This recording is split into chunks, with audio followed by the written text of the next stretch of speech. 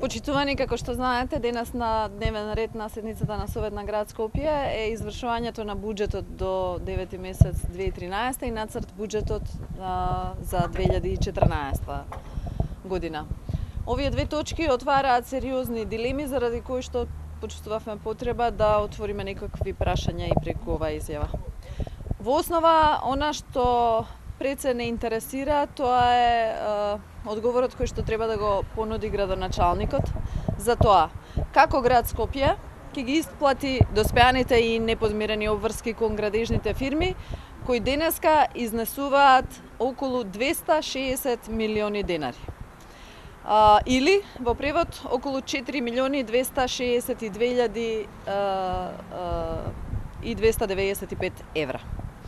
Ова е едно од прашањата за што одговор не може да се види во нацрт буџетот за 2014 година што го предлага град Скопје, односно ВМРО ДПМН и градоначалникот Трајановски.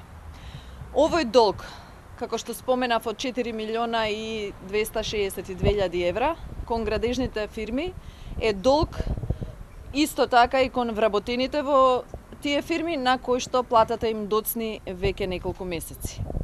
Со ова градот Скопје практично станува соучесник во креирањето на лоша состојба во вкупниот економски дел, а исто така и во економските состојби на семејствата на овие вработени во фирмите кои што имаат побарувања кои што не им се наплатени.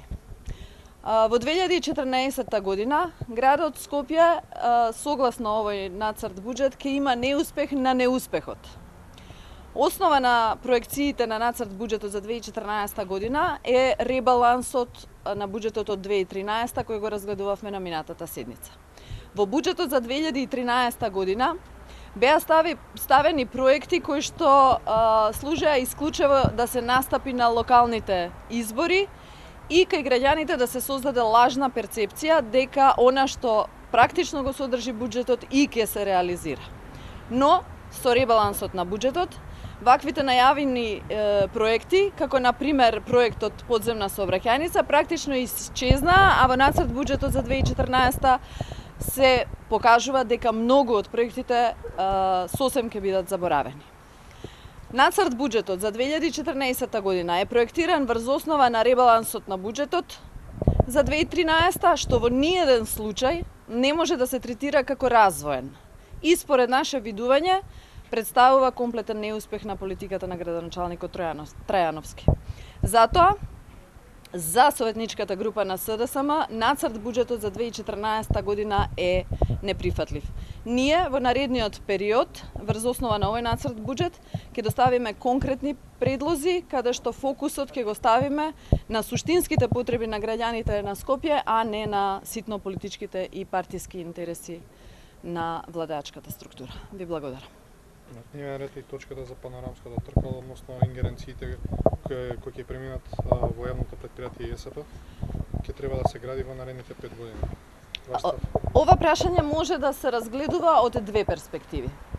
Една перспектива е политичкиот интерес, односно ако сме согласни дека одлуката за изградба на панорамското тркало, како и за многу споменици од Скопје 2014 паднала во штабот на ВМРО ДПМН, ќе се обидат да ги совладаат сите препреки и финансиски и во смисол на надлежности и тоа ќе го направат.